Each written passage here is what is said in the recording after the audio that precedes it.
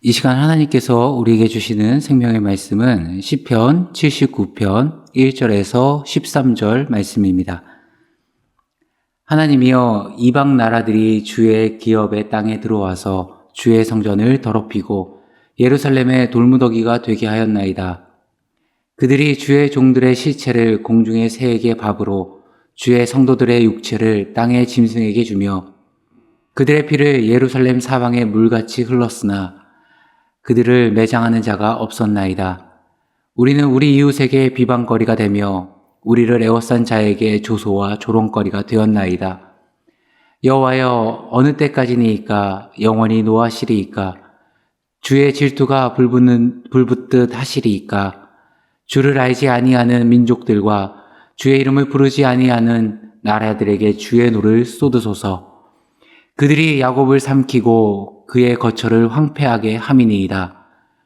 우리 조상들의 죄악을 기억하지 마시고 주의 긍휼로 우리를 속히 영접하소서.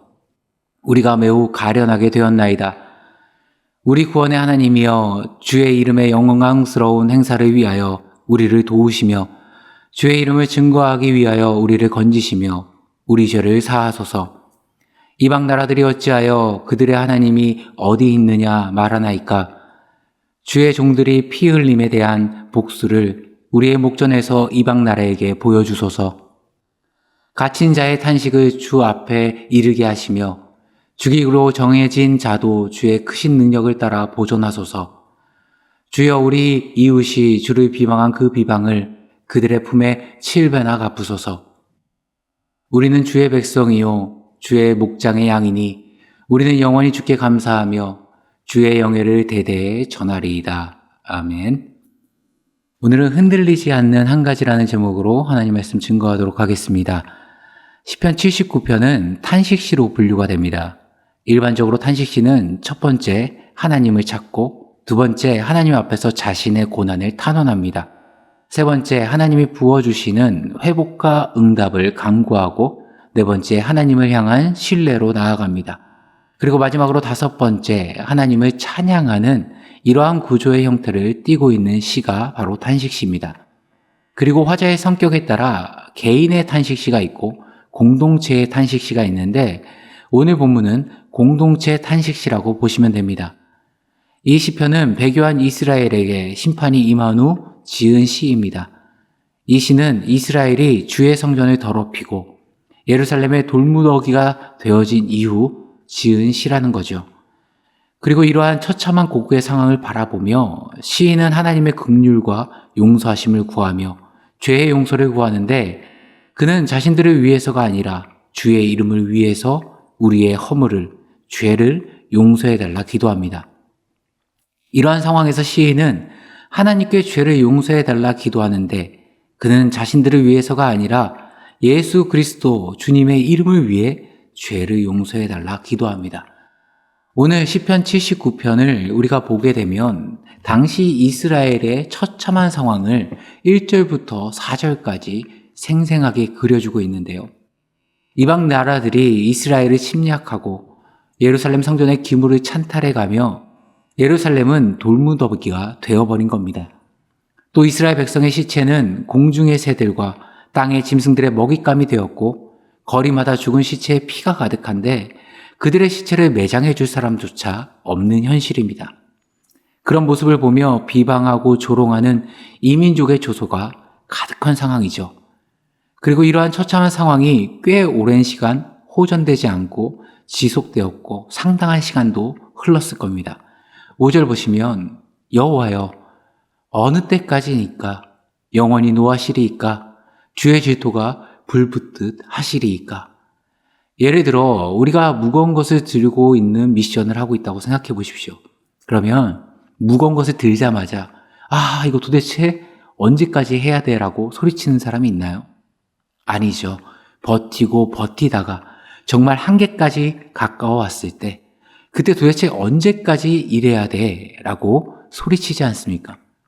즉 5절의 말씀을 통해 지금 이스라엘의 이런 처참한 모습이 오랜 시간, 장시간에 걸쳐 이뤄지고 있다는 것입니다. 오늘 시편의 저자를 보게 되면 두 가지 영역에서 큰 어려움과 직면을 했습니다. 첫 번째는 삶의 터전이 무너진 것이죠. 내가 살던 고향, 나의 가족, 이웃과 살아가던 나의 삶의 현장이 무너지고 황폐화되고 더럽혀지고 돌무더기가 되어버렸습니다. 내 삶의 기반이 다 무너지는 위기의 한복판에 서 있는 겁니다. 두 번째, 마음의 중심이 다 무너져 내리는 상황과 마주하고 있는 것이죠. 1절에 주의 기업의 땅, 2절에 주의 종들의 시체, 주의 성도들의 육체. 그의 정체성은 뭡니까? 하나님의 백성이라는 정체성을 가지고 사는 사람입니다. 그런데 지금 현실은요, 처참하고 비참하고 하나님의 자녀인데 너무 힘든 고난의 터널을 걷고 있는 겁니다. 하나님, 주의 백성들이 왜 이런 상황을 겪어야 합니까? 마음속으로 피눈물을 흘리고 있는 겁니다. 그런데 그게 끝이 아니죠. 4절 보시면 온갖 이방 민족의 조롱과 비방과 조소, 비웃음이 들려오는 겁니다. 하나님의 백성이라더니 이게 무슨 꼴이니? 하나님 하더니 정작 하나님은 너 버린 거 아니야? 그렇게 다른 척, 거룩한 척 하더니 참 꼴 좋다. 후벼파고 또 후벼파는 겁니다. 정말 기가 막히고 어디서부터 어떻게 시작해야 될지 모르는 그런 상황에 놓인 시편의 저자는 이제 무엇을 하기 시작합니까? 하나님께 부르짖기 시작합니다. 여호와여, 어느 때까지니까? 영원히 노하시리이까? 주의 질투가 불붙듯 하시리이까? 이는 심판받는 이스라엘의 전형적인 부르짖음이요, 장기간 고통당한 자의 부르짖음입니다. 그리고 이어 이제는 더 이상 이스라엘이 아니라 주를 알지는 못하는 민족들에게 주의 노를 쏟으라 기도하죠.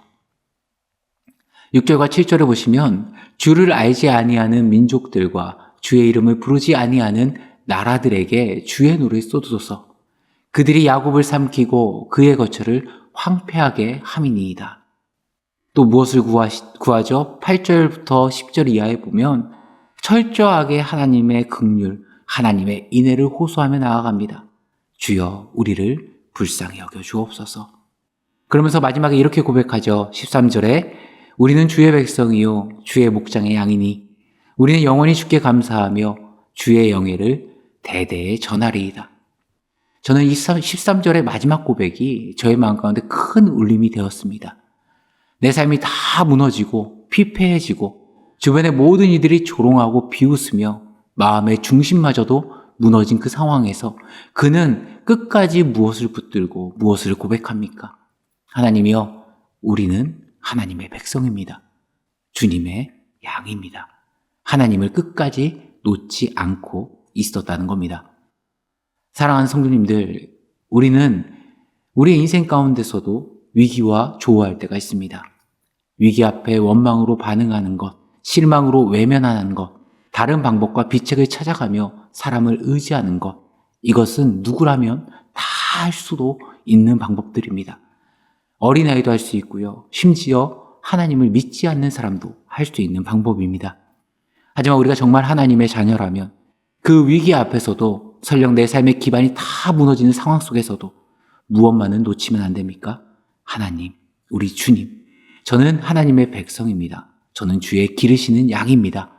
오늘 이 새벽 삶의 문제와 어려움에 직면한 성도님들이 계시다면 시편 79편의 말씀이 여러분과 저의 마음 가운데 울려 퍼지기를 소망합니다.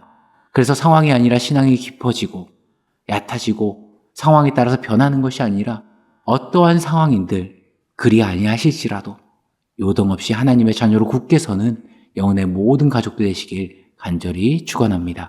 함께 기도하겠습니다. 참 좋으신 하나님 아버지, 우리의 삶에 놓여진 여러 가지 상황과 위기 앞에서 우리의 신앙이 얕아지고 변하는 것이 아니라 어떠한 상황인들 내 뜻대로 되지 아니하더라도 나는 요동없이 하나님의 자녀입니다. 하나님이 기르시는 양입니다. 믿음으로 고백하며 나아가는 주의 자녀들 되게 하여 주옵소서. 이 모든 말씀 우리 주 예수 그리스도의 이름으로 기도드리옵나이다. 아멘.